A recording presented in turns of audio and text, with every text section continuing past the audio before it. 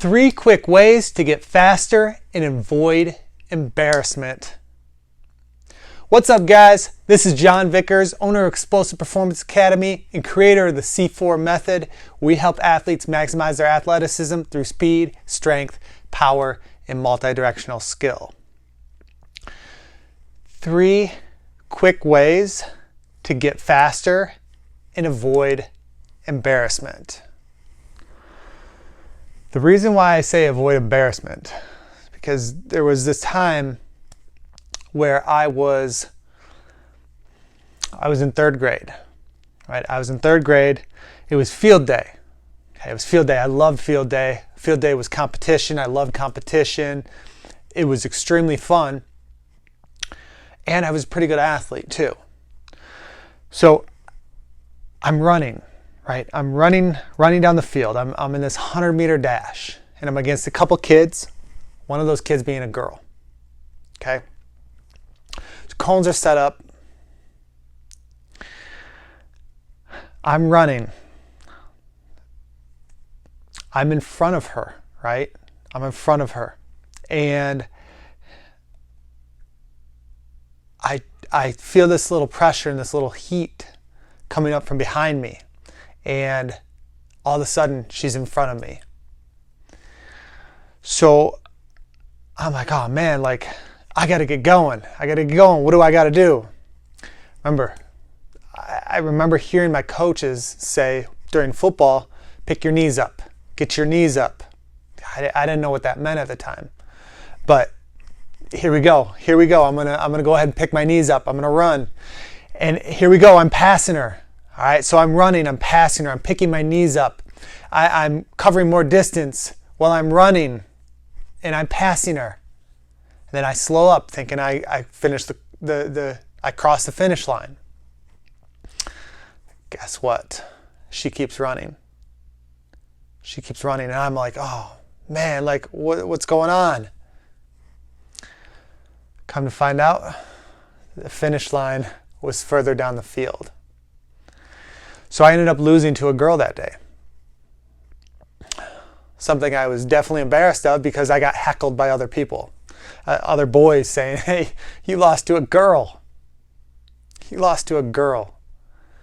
Yeah, and she was a fast girl for sure. And there's nothing against girls at all. But I was a boy that lost to a girl.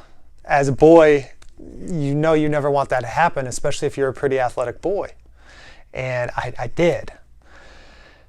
So come to find out, like that point where she caught up to me and then I ended up passing her again, where I started picking my knees up, that was part of one of the 3 ways that I'm going to teach you on how you can get faster quickly and avoid the embarrassment that I felt at the end of this race when I lost to a girl and I got heckled by other boys saying that I had just lost to a girl.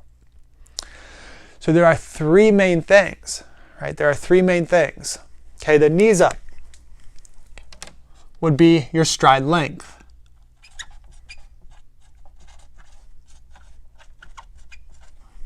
Okay, so stride length. Stride length is how much distance you are covering per stride. Okay, now this happens by getting your knees up in front of you, getting separation between your 2 thighs. So say this is the back thigh, this is the lead thigh. We want separation rather than being here. Not getting the knees up. Getting extension behind the ground, getting the knees up in front. That's separation. So that's literally getting your knees up. Okay, if we're taking that literal, it's getting your knees up. Stride length is how much distance you are covering per stride. So if we're taking small strides like this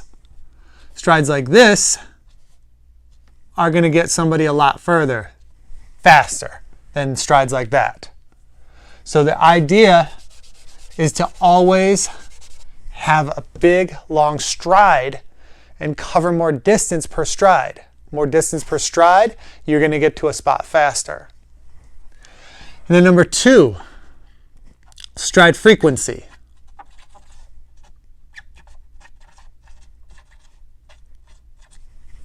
This is how fast your turnover is of your legs.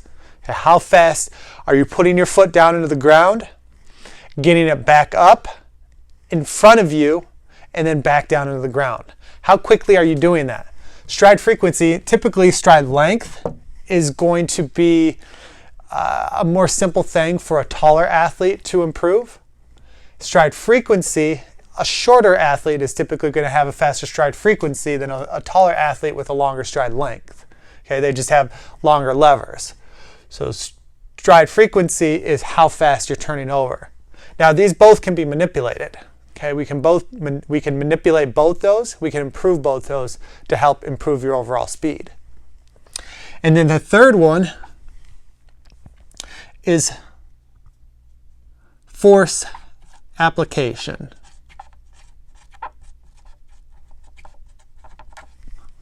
It's how much force and what direction are you applying force into the ground. I've talked about this in the past, but if I want to go this way, force has to be applied into the ground this way. It's actually going to take you more of a ray out that way. Okay, so how much force and the direction. So how hard are you driving into the ground per stride, and what direction are you driving into the ground? If you're driving straight down in the ground, it's going to make you go up. Or if you're driving horizontally into the ground this way at an angle, it's going to drive you out and up. Okay, so these are three very, very simple things that can help you quickly get faster and avoid embarrassment like I did. Now, if you want to learn more details about how to get faster, the entire month of October for Explosive Performance Academy is going to be based around speed development. I'm going to talk about speed development, both in my private Facebook group, which I'll put the link in the comment section for that, and also on Instagram, which I will also put the link in the comment section for that.